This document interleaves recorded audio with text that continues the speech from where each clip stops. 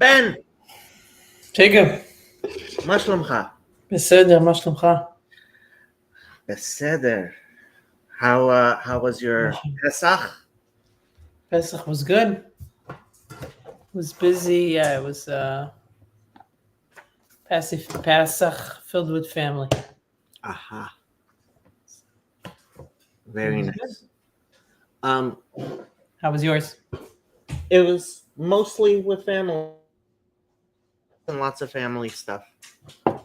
Yeah, it was good. Baruch Hashem. Baruch Hashem. Um, So last time we had our last stream class. yeah, You ended up doing it mostly on your own. I did. How did that feel? Why was that? I think that was 3 weeks ago. Yeah, but why was that? Why was that? I think my Your internet. Your internet had issues and it was just it didn't work. Aha. Okay, so do you want to go back and review, or do you want to just keep on going from here? I guess I did review it. I did review some of it, or at least the summary. Okay. I was trying to look at it in the book. Too, but the only thing that jumps out at me, I don't know if you can answer that. How the transition went in here was that it seemed like you were talking, and Ramchal was talking about truthfulness, emet, and avoiding sheker, avoiding lying or deceit. Right. And then it went on to talk, and then a little bit later, at the end of it, went on to talk about a clean character and acting properly.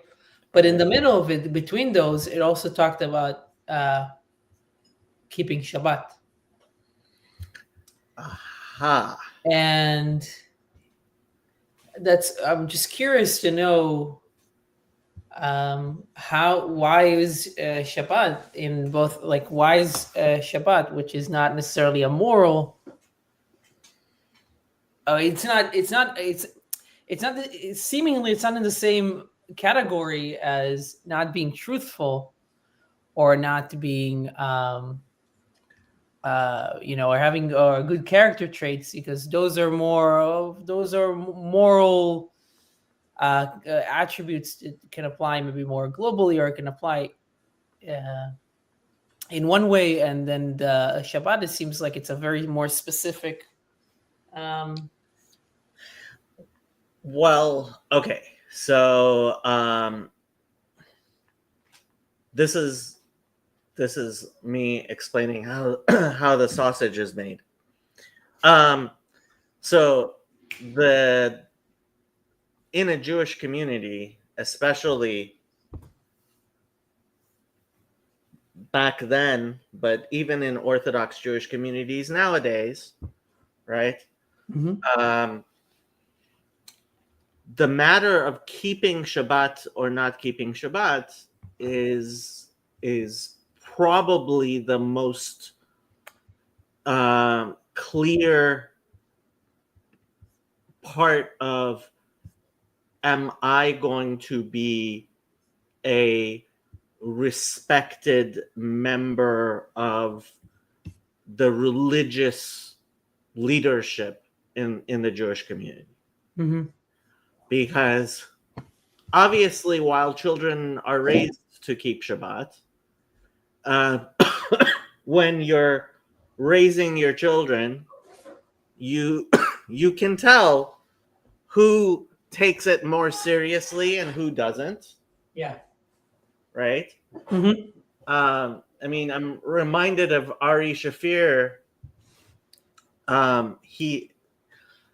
When he's talked about leaving the religious life, he talks about an instance where he was reading, I guess in bed on a Friday night, and he had a Shabbat lamp Yeah. right? Which you can close the light without turning it off, right? Mm-hmm. And something happened where apparently the Shabbat lamp wasn't closing properly, and he said he said he realized that the only reason he wasn't turning it off was because of what other people would say, not because he really believed that Hakadosh Baruch Hu cared whether or not he turns off the light, but it's just it was expected of him in the yeshiva he was in and where Yeah. he was living and when he was living, right? That you would keep Shabbat. Mm-hmm. And the fact is, Ba'avonoteinu harabim, whether or not you keep Shabbat is oftentimes more a um, more when you're living in an Orthodox community, it's a symbol. Mm-hmm. You know, Yeah, and I think I understand. It's like some kind of disintegration, or there is some dissonance that you are having with the community, or the bedrock or the foundations of the community.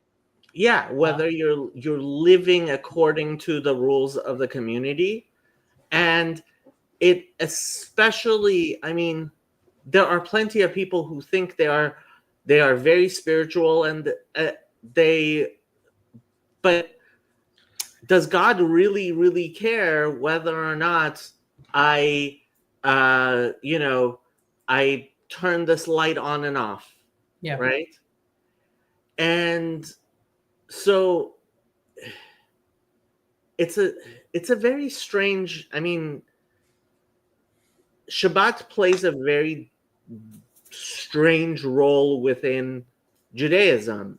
You know, whether or not you're Shomer Shabbat determines whether or not you are you know, whether you're a kosher ed, whether you're we can trust your food being kosher, etc., etc., etc. Right? And so there is a lot of pressure for not necessarily your individual spiritual connection with that particular halacha, or even with your personal belief in God, how exactly you treat Shabbat. Right. So I just commented on something. Oh, it's just commented. Rihu ve'oraita ve'Israel chadhu. Very true. So I guess does that in a sense explain that, because that reminds me of, there were discussions that Peugeot and Viveki were having a long time ago, Okay. and they were talking about emergence and emanation. Mm-hmm. And this guy was talking about emergence, this guy was talking about emanation, and they were really trying to put it together. And one of the obvious questions, and I remember another conversation that they had. It was looking kind of with a series, a timeline of conversations that I really, really enjoyed.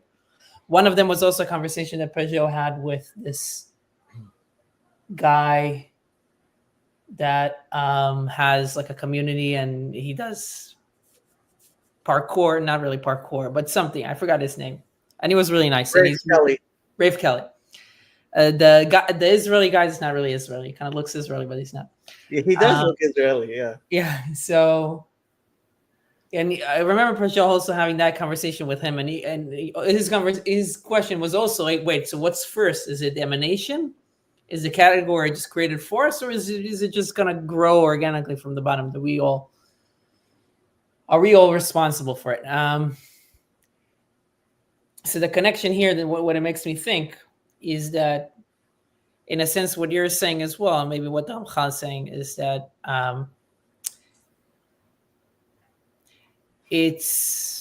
you cannot disconnect like you can't disconnect Shabbat from God, or from the people in the community caring about Shabbat from what God thinks, in a sense, because it's all that is.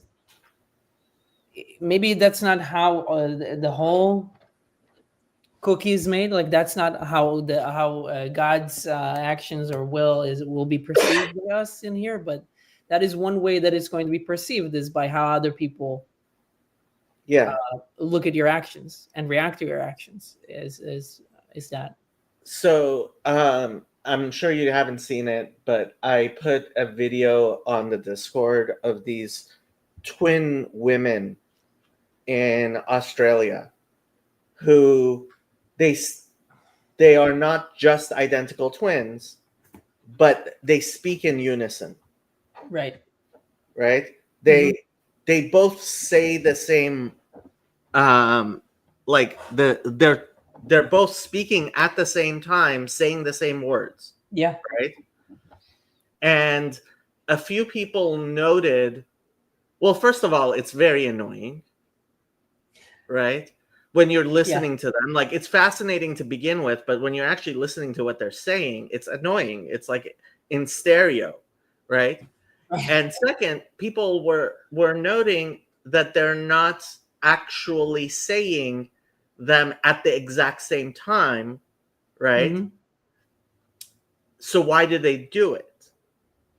Yeah. Right? And the fact is, they are finishing each other's sentences because they are so closely bound together as people, right? Yeah. That I think they would.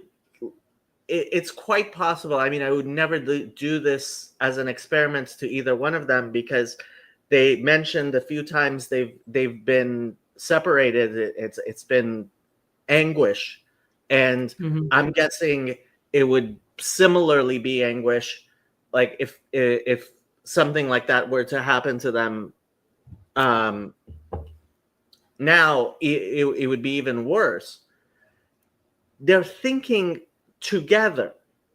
They're getting that confirmation, right, as they're talking. And it might seem to you like, I mean, I think most people, when they listen to it, they would imagine, like, okay, so sentence, right? I drink water, right? So they both say I drink water almost at the same time, but they're finishing each other's words, right? Yeah. One starts one word, the other one finishes it. They're not actually talking. They are formulating together in a way that's how distributed cognition works. And we as individual human beings actually do think, do participate. Like I think this is the part of the participatory and the perspectival that a lot of people miss. We don't think as individuals. Give me like a very clear example of that. So for example, you can say your prayers at home, or you can say your prayers at the synagogue.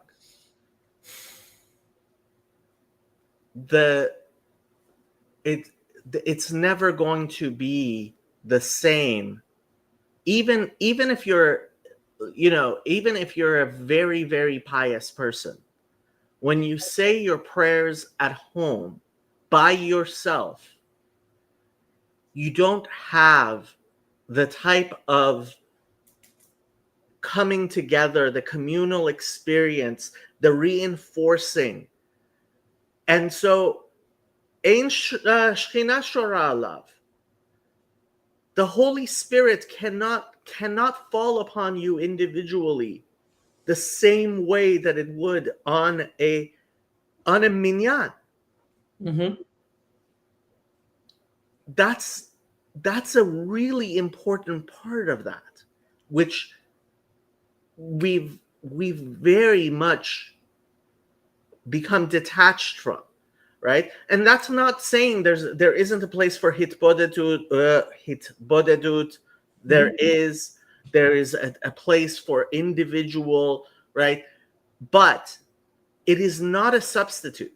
It is not the same thing. It does not. You do not receive the same chizuk, and you certainly don't have shchina shora alav, a davar.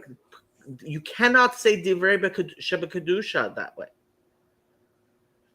And that's the participatory and perspectival aspects which require other people, other human beings to be there. Mm-hmm. Right. It's a lot of stuff. I guess and we have comments from Sandy and Andre. Right. So, okay, before I go to the comments, one thing that I was thinking about that it reminded me of is when you do community, you said even if you're the most pious person, it will still be different in a communal prayer, and the implication there is that it's actually hard to pray, at least for, let's say, most people. I guess maybe it's very hard to pray as strongly and for the amount of time that you really need, and when you do it in a minyan versus when you do it at home. Because you can take your time, you have your space, you have less, you can control your environment. I would actually say for most people it's the opposite. Not everyone. Okay. I would say most people, if they don't go to a minyan, they certainly aren't going to pray at all at home. Okay. And I've seen that. There are, look, the people who are truly spiritual. Yes, I have seen what you're saying. And that's part of why Chassidut and he had this emphasis on hitbodedut, and why it is a spiritual practice to pray on your own, which is important. But what I will tell you is, at least for a third of people from my experience, if they're not going to pray in community, they certainly are not going to pray by themselves. Okay, so so I think that's an interesting point that you can kind of follow as well. I was going to make the point, which is I don't think is like they're not conflict. They don't conflict, but the point that I was making is that sometimes when you're in community, I mean, obviously you sacrifice your own individuality. So you use the word chizuk. You do it for chizuk, for strengthening. And I think sometimes it also feels like you're not necessarily doing it for strengthening, at least at the moment. If you're going to a communal event, like for me, for example, or you can talk about like introvert, extrovert, whatever, right? Like if you go into a communal event, you're like, this is gonna be tough. Like I need to figure out how to do it specifically. So it feels harder than maybe like going to a smaller event. But in a community event, and the context really matters here. It depends on what kind of event you're going to. You're going to. Yeah, the experience is going to be different for it. You're gonna get absorbed things and observe things that you simply cannot get on your own, and it's especially true when you have a child. And now I can see that where a little bit more, where it's like you have to do things in community, because you know that, like, even though you might be fine staying at home, your child has to have those experiences, so they can take in everything and they can have the full gamut and they can enjoy everything. And later on, they will be able to make most of it, and like choose on their own what they want to do and how they want to interact with people. And also, there are things that you don't know what you're going to get, and you definitely don't want your children to miss it. So it's more than just your own laziness. So yeah, there is a sacrificial element in that as well. Yeah. I keep on going back to it because I think it's important. We have to consider the participatory and the perspectival to be truly separate from the propositional and the procedural. And I think a lot of times we don't really we talk a lot about the separation of the propositional from the procedural, right? So knowing how to tie your shoes is very different from being able to give an explanation about how shoes are tied, right? That's my usual example. But there are things which are qualitatively different in participation and perspective, right? And being in that community, which like you said, you want to give your kid the opportunity to see what it's like, to experience it, right? And in a group.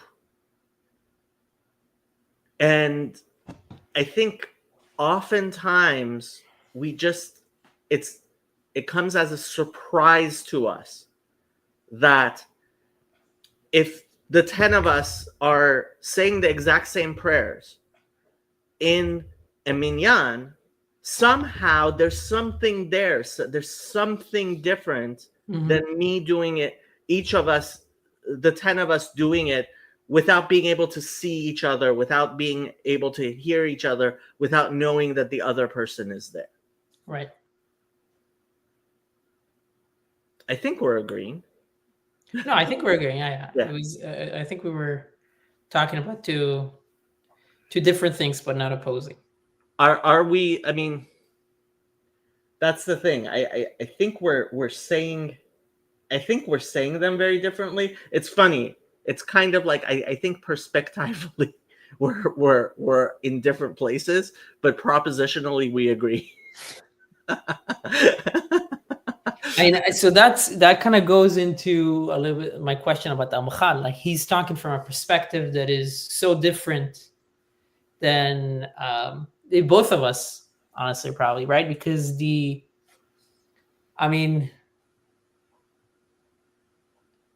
reason that it was odd to me is a testament to how different the community that I grew up in is from the Amchal, right? Because it's unclear to me how it was unclear, kind of like I couldn't figure out, like, why is the Shabbat like a signal for morality, just like the truth is, or like speaking the truth is or something else. But it does make sense when you're in a specific community and it's a pillar of that community. Yeah. I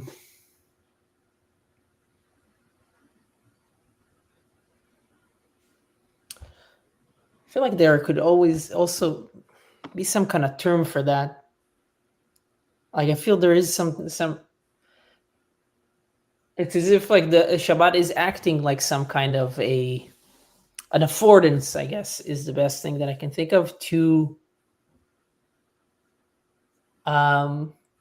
rally the community around it. Obviously, both from a time perspective, because it's the same time, But also from a morality perspective, like maybe there is some like a more moralistic affordance that it provides, right? Because everybody I would say actually the word is religious, from religio, to bind together. Bind people, yeah. That's the thing. We have, for some godforsaken reason, we have become opposed to religion. And like, that's such a huge mistake. I was listening to something political, and the person was saying the First Amendment protects your right to exercise religion or no religion at all. And I was like, no, I don't believe that anymore. Mm-hmm. Like, yeah, you are allowed to exercise religion, but irreligion, I've become much less tolerant of irreligion. Well, the question is if that's even a viable term, a viable position, right? I don't think it's a viable position. It's just like you can say there's no non-gender. Yeah. Like you can say there's no non-religious in a sense, right? Because you're going to be either a vessel for something. Yeah. You're going to be a vessel for something. Yeah. No, I agree with you. Yeah. Comments. Interesting comment on emergence and emanation, Ben. I've been thinking about words and language acquisition, philosophy of language. Why does this remind me of questions I have there? Not sure. Communal folklore. That seems like distributed thinking.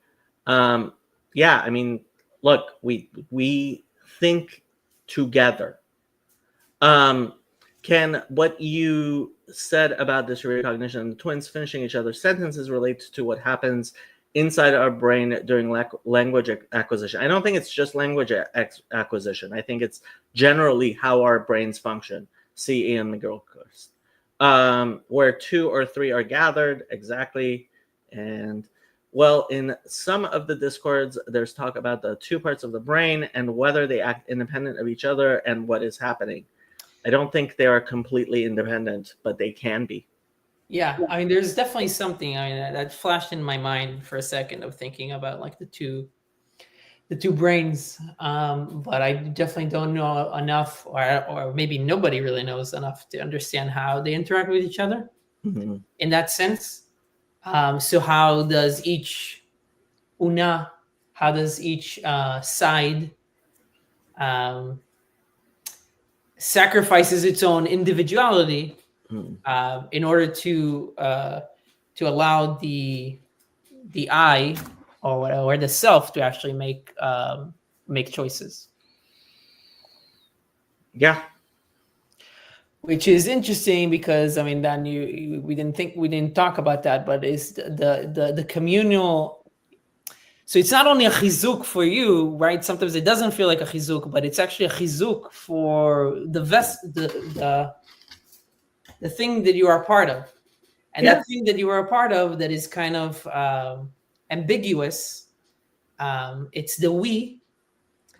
Sometimes you don't really think about it, but you probably should at least a little bit because it's helping you a lot. Whether you learn or not. Yeah, one of my classes is about group therapy as opposed to individual therapy, and one of the main things that they were talking that they emphasize is you can't. The group isn't a collection of the individuals. You have to service the group as a thing in and of itself. Mm-hmm. Makes sense. Yeah.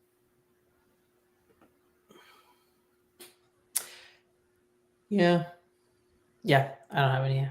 I was thinking about things, but I guess we can start. Let's see how far we get. Okay. You want me to go first? Sure. Okay. ונדבר עתה מן הכעס. And now we will talk about anger, wrath. I wonder how he translates this one. הנה יש הרגזן שאמרו עליו. The sages told about the angry one. They told about the angry one. כל הכועס כאילו עובד עבודה זרה. Anybody who is angry, is in anger, it's as if he is doing idol worship. This is in the Zohar. Interesting. והוא הנכעס על כל דבר שיעשו נגד רצונו, ומתמלא חמה, עד שכבר ליבו בל עמו ועצתו נבערה. And the one who gets angry for about things that they do not according to his will, things that happen not according to his will. Yeah. Something didn't happen as he wished it to happen. Yeah. He becomes so wrathful, he becomes full of steam that his heart is no longer with him, and his intellect is in flames. Yeah. He becomes filled with wrath, and his judgment is lost, right? והנה איש כזה כדאי להחריב עולם מלא. And this kind of person, this angry person, would have destroyed the whole earth if he could. Because his judgment, his intellect is not working anymore, or he can't control his intellect, or his intellect is not doesn't control him, his body.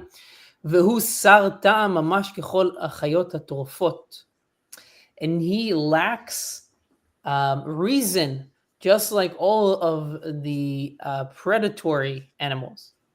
And on him it was said in Job, in Ayov, טורף נפשו באפו, למענך תעזוב ארץ. טורף נפשו באפו, למענך תעזוב ארץ. I'm not sure. Someone who would destroy his own soul in his anger, would, for you, should the earth become desolate. I believe that's what the verse means. Right, because just like he said, like somebody like that will just destroy the whole world. Yeah. והוא קל ודאי, and it will be easy for him לעבור על מיני עבירות שבעולם עם חמתו תביאו להם. To transgress any kind of transgressions that he can see if he becomes angry enough. כי כבר אין לו מניע אחר אלא כעסו, because he has the only thing that burns in him is only his anger. He has no other motive. ועל אשר יביאהו ילך. And wherever this motive, wherever this engine will take him, he will go. Let's see how they translate it. Shall the earth become forsaken because of you? Right. ויש כעסן רחוק מזה. And there is a different kind, there is a different kind of angry person. והוא שלא על כל דבר אשר יבואהו שלא כרצונו, אם קטן ואם גדול, יבאר אפו. שלא על כל דבר שלא כרצונו, אם קטן ואם גדול. So there is another kind of angry person that he won't always get angry for small or big things that happen to him, not according to his will. אך בהגיעו להרגיז, but when he does become angry, ירגז ויכעס כעס גדול, והוא שקראו חכמים זיכרונם לברכה. So when he gets angry, he gets very angry. And our sages call this person in Avot, in פרקי אבות, קשה לכעוס וקשה לרצות. This is someone who is hard to anger, doesn't get angry often, but is very hard to appease. To appease. It's very hard to appease. So it's hard to anger, hard to appease.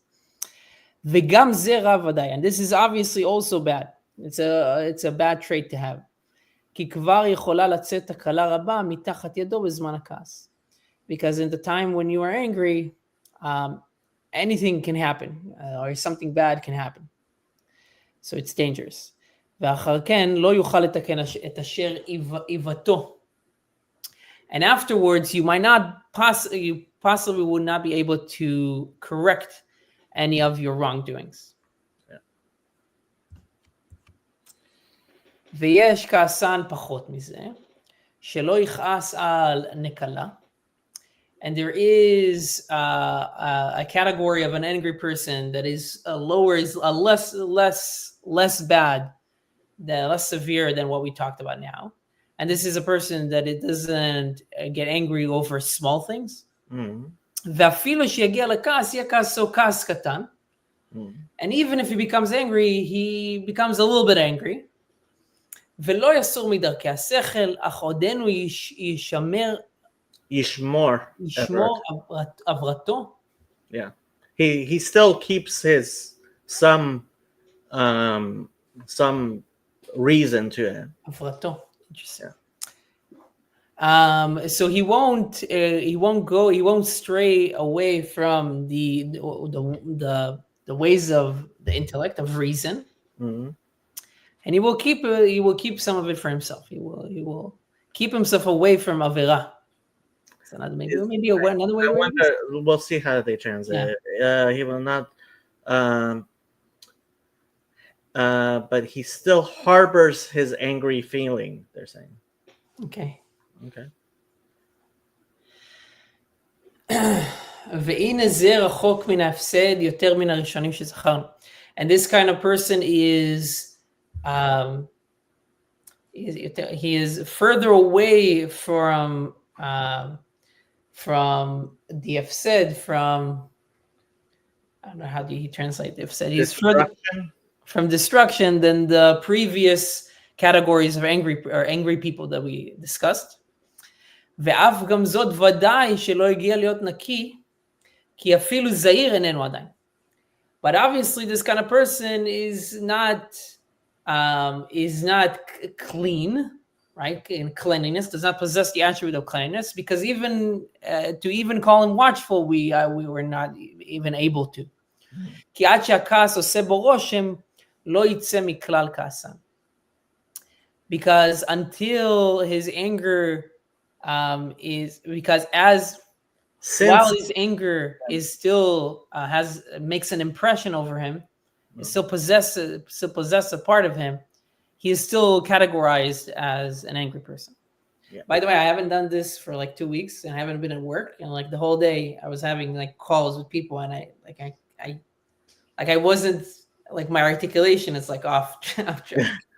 Maybe it's actually because I spoke so much Hebrew last year, like in my vacation. So לא יודע. So my apologies. ויש עוד פחות מזה. And there is even a lesser person. והוא שקשה לכעס. And this is a person who it's hard for him to get angry. I want to say, may God give us all this gift. וכעסו לא להשחית ולא לכלה, אלא כעס קטן. And his anger does not destroy and it does not consume, but it's like a small anger. וכמה זמו, and how long, what is the length of his wrath? It's only for a single moment. דיינו, משעה שהכעס מתעורר בו בטבע. This means that from the time that his anger starts coming up, עד שגם התבונה תתעורר כנגדו. It's only for that moment where the anger comes up and his intellect is just there between the time that it comes up and then his intellect understands what is happening. That is the moment where his anger actually is perceived. והוא מה שאמרו חכמים זיכרונם לברכה in Avot, and this is what our sages said in פרקי אבות. קשה לכעוס ונוח לרצות. This is a person who is hard to anger, but is easy to appease. It's hard for him to get angry, but is easy to appease. הנה זה חלק טוב ודאי. This is a great attribute to have. כי טבע האדם מתעורר לכעס, because it's the nature of man to become angry. ואם הוא מתגבר עליו, שאפילו בשעת הכעס בעצמו, and if you are able to overcome your anger while you're angry, לא יבאר הרבה ומתגבר עליו, it won't consume too much and you will be able to overcome it, שאפילו אותו הכעס הקל לא יעמוד בו זמן גדול אלא יעבור וילך. So in that sense, even if you get a little bit angry, it will not last and it will go away very quickly. ודאי שראוי לשבח הוא. This kind of person is a good person, is worthy of praise. Worthy of praise, yeah. So let's just think first. So there's a person that just gets angry completely all the time over anything, and his anger is he shoots flames out of his eyes at any moment for anything. Yeah. There's a person that it doesn't happen to him consistently, but when it does, it's strong. Mm-hmm.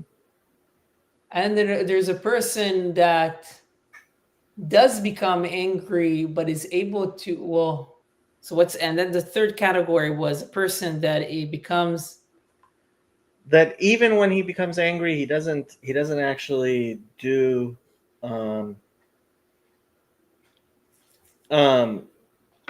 he doesn't, right, he doesn't, it's not a consuming kind of anger, wrath. Yeah. And then there is this part, right? There are four. Yeah. And there's a four where it's very hard for him to get angry. When it does, it moves on fast. Yeah. It moves away fast. ואמרו זיכרונם לברכה. And our sages said in Chulin, in the Talmud, תולה ארץ על בלימה, אין העולם מתקיים אלא בשביל מי שבולם פיו בשעת מריבה. The earth, how can I... Yeah. Who hangs the earth on nothing? Okay, there is it's a wordplay. The earth endures on the merit of. Okay, that's what I thought. One who restrains bolem, breaks his mouth during a dispute. So the earth, yeah, right. Misha bolem piv. Okay. Mm-hmm. בשעת מריבה, אוקיי. והיינו שכבר נתעורר טבעו בכעס והוא בהתגברותו בולם פיו. So this is a person that like we said, this is in man's nature to become angry, but this person is quick enough to restrain his anger and he doesn't say anything. אומנם, however, מידתו של הלל הזקן עולה על כל אלו. The attributes, the character of Hillel supersedes. No, not supersedes. Supersedes? Yeah, supersedes. All of these. שכבר לא היה מקפיד על שום דבר, ואפילו התעוררות של כעס לא נעשה בו. Yeah, so this is the famous story in Shabbat, right? Right. That somebody comes to his door or something, right? Well, two people made a bet over whether or not they could make him angry. Right. So this guy tried to make him angry until he himself like got angry at Hillel. He's like, "You're costing me all this money, I bet." And Hillel said, "You know what? It's worthwhile that you should lose a lot of money, and Hillel shouldn't get angry." Mm-hmm. So this is זהו ודאי הנקי מן הכעס מכל וכל. This is somebody who's naki from ka'as. Right. So at least maybe what he's saying is like the fourth level. The fourth level is somebody that is zahir bakas. He's watchful. Yeah. But he's not naki. Yeah, he's not naki. Okay. והנה אפילו לדבר מצווה זיכרונם לברכה שלא לכעוס.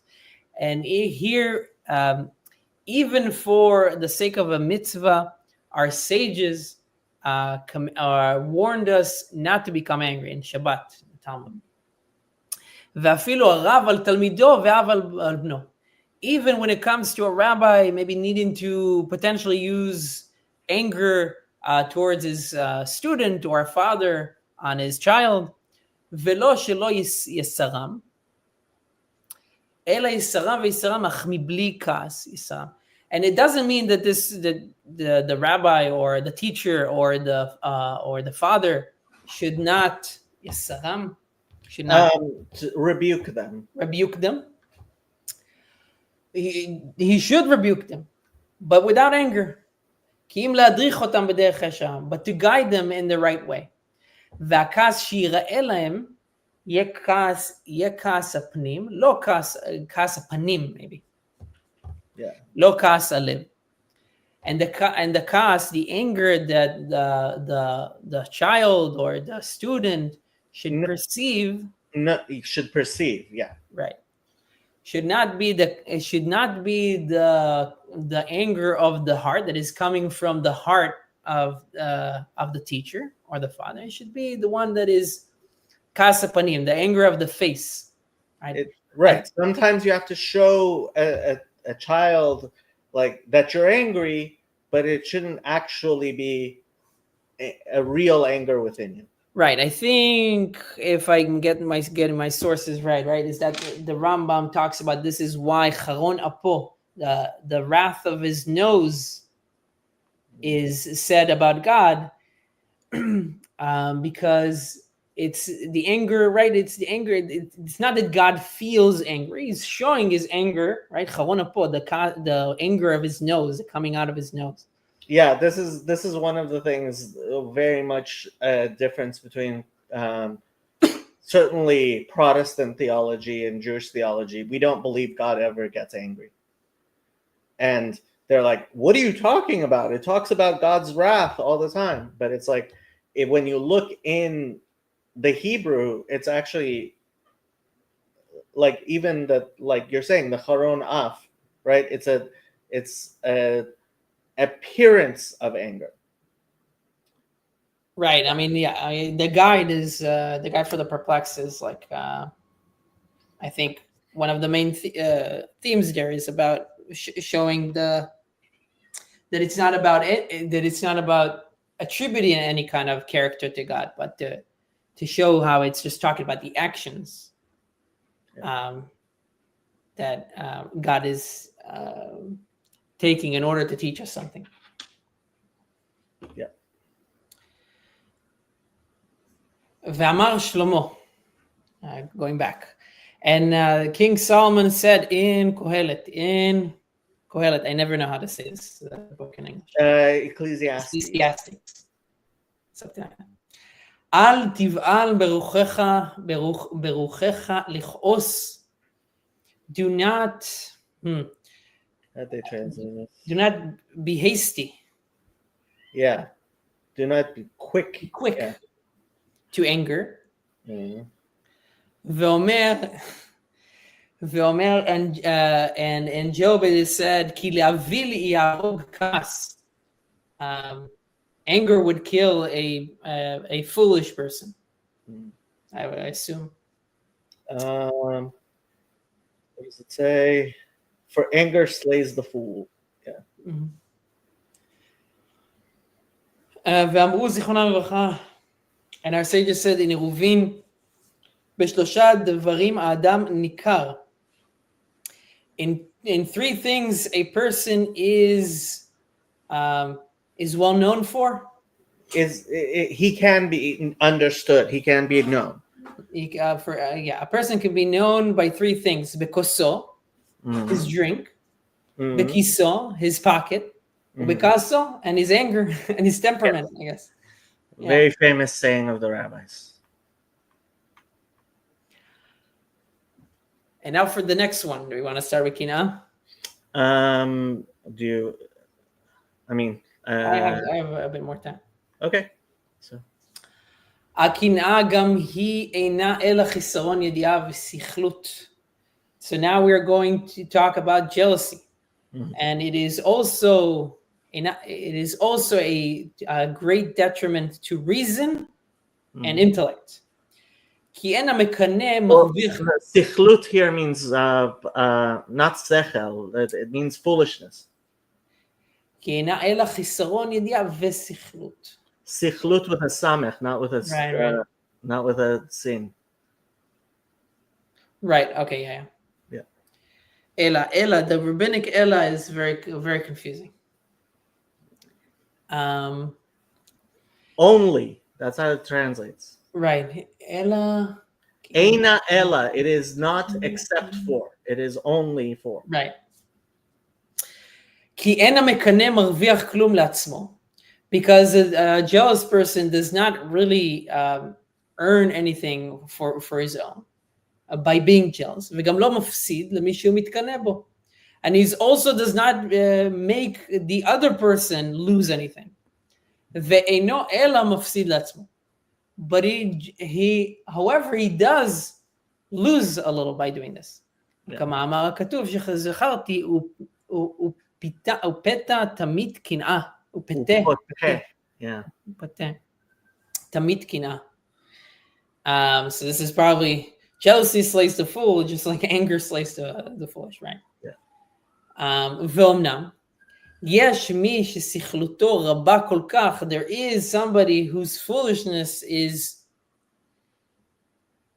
to such a degree, עד שאם יראה לחברו איזו טובה, יתאשש בעצמו וידאג ויצטער. עד שאפילו הטובות שבידו לא ינוהו. How to say it, but I think I know what it means. So there is this person that if he sees anything good happening to his friend, he will become worried, and he will distress about it to such a degree that even the good that he does have, he would not be able to enjoy it. מצער מה שהוא רואה ביד חברו. He will mitzar, right? He will become saddened by seeing what his friend has, the good that his friend has. והוא מה שאמר עליו החכם, and this is what the wise man said about this person in Proverbs, הוא רקב עצמות קנאה. Jealousy is the rot of the bones. Let me just open the door here.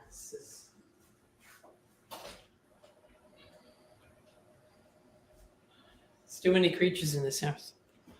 אומנם יש אחרים שאינם מצטערים וכואבים כל כך. There is a lesser degree of a jealous person. They don't become so worried and so saddened. It doesn't hurt them so much. אף על פי כן ירגיש בעצמם איזה צער. However, they will perceive a little bit of a bad feeling when they see their friend that has something good. ולפחות יתקרר רוחם בראותם אחד עולה, איזה מעלה יתרה, אם לא יהיה מאוהביו היותר דבקים לו. And at least they will show a cold shoulder, or they will, they won't. No, their spirit will get a chill. They'll be less happy. Yeah, I feel like it's like they won't really show any kind of happiness, or like if something good happens to somebody that is not too close to them. כל שכן היא מאותם אשר אין לו אהבה רבה עמו הוא. Even more so, they would be saddened or cold if something good happens to somebody they don't really like. כל שכן, and even more so, אם יהיה גר מארץ אחרת. And even more so if it's a foreigner, or if it's like somebody they unknown, they don't know. Stranger from foreign land. ותראה שבפיים אפשר שיאמרו דברים כשמחים ומודים על טובתו. And you will see people can say how much they are delighted that this person got what they got. אך ליבם רפה בקרבם. But really in their heart, they don't really think that. והוא דבר יערה על הרוב ברוב בני אדם. And this is a thing that occurs to most people. כי אף על פי שלא יהיו בעלי קנאה ממש, because even though most people are not full of jealousy, omnam, however, lo niku mimena legamri. They have not cleansed themselves from it completely. Kol sheken im bal umanuto מצליח בה, שכבר כל אומן, Oman is a what you call it? Artist? Yeah. אומן, אוקיי, אומן. שכבר כל אומן שנא לחברה, וכל שכן אם מצליח בה יותר. חבר'ה. Chavre. It's not in Hebrew. It's in Aramaic. Chavre. Yeah, Chavre. His what you call it? His every craftsman hates his fellow craftsman. I wonder. So, I don't know. There is a term in modern Hebrew that you say you have chaver, friend. All right. You have chaverim, friends, plural, and you have chevre. No, so chevre it comes from a Yiddish pronunciation of chevra, right? A group of people. But this is, so there's a suffix in Aramaic, which is a, right? Mm-hmm. Like it's written here. A friend, yeah. No, a means his. So this in Hebrew, this would be lechavero. Oh, okay, got it. In Aramaic, it's lechavre. Mm-hmm. Okay. Yeah. So, especially if it's a more successful right, artist or a colleague, and he's more successful than you, right? I wonder if it's interesting. A craftsman makes me think that the Ramchal himself, even though I don't want to say anything, but he was like an artist, Oman, not a craftsman, but like a writer, and so it's an interesting metaphor to put there. Yeah. Could be. V'omnam, however, lo yid'u v'lo yavinu ki en adam nogea b'muchan lechavero. Lu yad'u v'lu yavinu כי אין אדם נוגע במוכן לחברו. אפילו כמילה נימה. כמלוא נימה. כמלוא נימה. I don't understand what to say. Okay.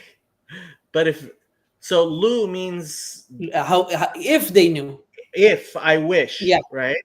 That they knew, that no man can touch what is designated for his fellow, even a hair's breadth.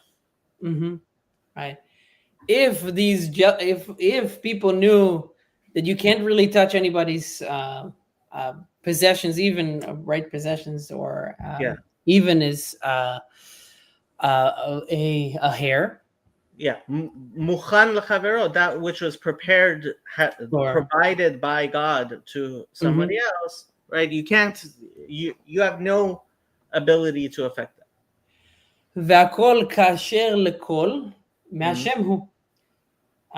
Because everything, including everything, is from God. כפי עצתו הנפלאה וחוכמתו הבלתי נודעת. And it is according to his will and his wisdom, which is unknowable, unquantifiable. Yeah. הנה לא היה להם טעם להצטער בטובת רעיהם כלל. It was unreasonable for people to feel sorry for what their fellows got. Not at all, yeah. Right. והוא מה שיעד לנו הנביא על הזמן העתיד.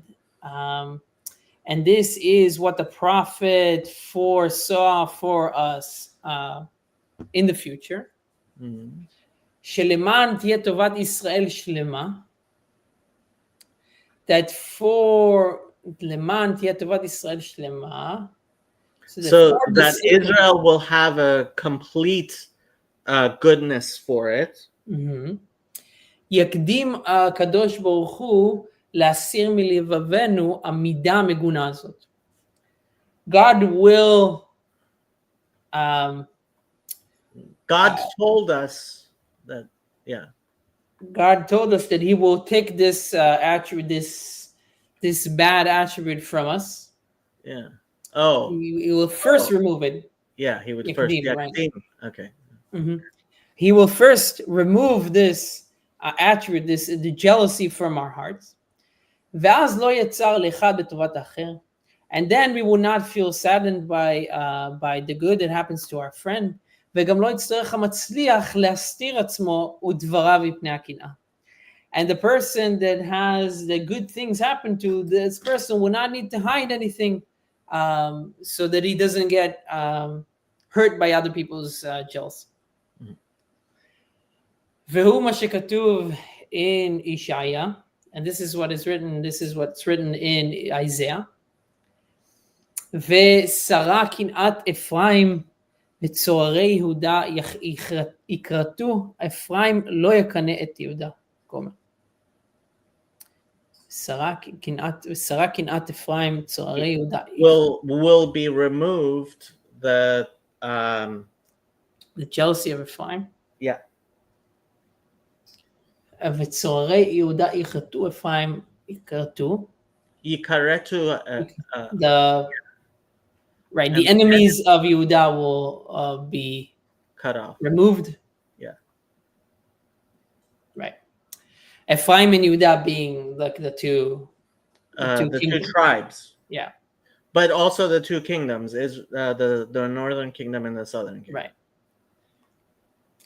והוא השלום והשלווה אשר למלכי השרת. This is the kind of shalom, peacefulness, and shalva, and restfulness that Malachi Sharet have, that the angels, the angels of Sharet, I don't know what the English. The ministering angels. The ministering angels have. אשר כולם שמחים בעבודתם איש איש על מקומו. That they are all happy about their work and responsibility. איש איש על מקומו, each to his own. ואין אחד מתקנא בחברו כלל, and nobody feels jealous about anybody else. כי כולם יודעים האמת לאמיתו, because they all know the truth. ועליזים על הטוב אשר בידם שמחים מחלקם. And they are happy about the goodness that is in their hands, and joyful for their lot. ותראה כחות הקנאה היא החמדה והתאווה. And I guess this one we might leave for next week. Yeah, so we're at 151. Yeah. 151. How close are we to finishing up? I think it goes until, well, let's see what 12:1. 12:1. Goes. Come on, load. It's loading.